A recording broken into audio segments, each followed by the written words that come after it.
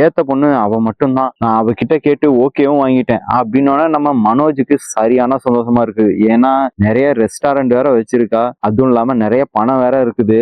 அதனால நம்ம மனோஜுக்கு பயங்கர சந்தோஷம். நம்ம முத்து இருந்துகிட்டுமா அவ வந்து ரவிய லவ் பண்றேன் அப்படின்னு சொல்லிக்கிட்டு தெரியுது லூசு மாதிரி. அவளை போய் மனோஜ் கல்யாணம் பண்ணி வைக்கிறேன்னு சொல்றீங்க, ஒரே வீட்டுல இருந்தா எதுவும் பிரச்சனை ஆகும்ல, அதுவும் ஸ்ருதி எப்படி ஒத்துக்கும் அப்படின்னு கேட்டோன்னே, டேய் அதெல்லாம் நம்ம ஸ்ருதி கிட்ட அப்புறம் பார்த்து பேசிக்கலாம், முதல்ல மனோஜ் கல்யாணம் பண்ணி வைக்கலாம். அந்த ரோஹிணி கூட பிரச்சனை முடிஞ்சதுன்னு வச்சுக்க, அதுக்கப்புறம் எல்லாமே சரியாயிடும். மனோஜை கல்யாணம் பண்ணா அப்புறம் எதுக்கு அவர் ரவியை தேடி போறா? ரவி கூட இருக்கிற பிரச்சனை முடிஞ்சிச்சுன்னா நம்ம ஸ்ருதி வீட்டுக்கு வந்துட போறா, அவ்வளவுதான். இதுல எதுக்குடா இவ்வளவு போட்டு யோசிக்கிறீங்க அப்படின்னு சொல்றாங்க நம்ம விஜயா. உடனே நம்ம அண்ணாமலை இருந்துகிட்டு, விஜயா நீ யோசிச்சுதான் பேசுறியா, எப்ப பாரு இது மாதிரி பிரச்சனையை தான் கொண்டுட்டு வர, முதல்ல இந்த மாதிரி முட்டாள்தனமா முடிவு எடுக்கிறத விடு, ஸ்ருதி கிட்ட முதல்ல இதுக்கெல்லாம் சம்மதமா என்னன்னு கேளு, அதுக்கப்புறம் மனோஜ் கல்யாணம் பண்ணி வைக்கலாம் அப்படின்னு. பா எனக்கு கல்யாணம் பண்ணி வைக்கிறது எதுக்குப்பா ஸ்ருதி கிட்ட கேட்கணும், எனக்கு அந்த பொண்ணு பிடிச்சிருக்கு, நான் கல்யாணம் பண்ண போறேன்